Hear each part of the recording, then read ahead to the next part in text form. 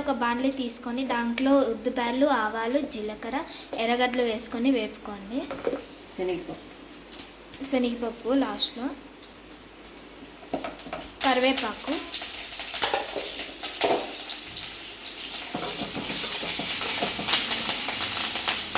And బీరకాయ వేసుకోండి. మనం ముందే కట్ చేసి పెట్టుకోండి బీరకాయ.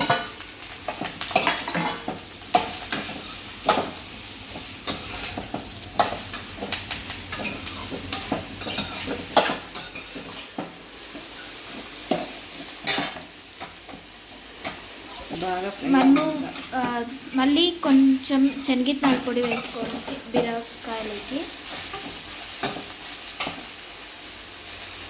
కొంచెంసేపు లో ఫ్లేమ్లో పెట్టుకొని బాగా వేపుకోండి.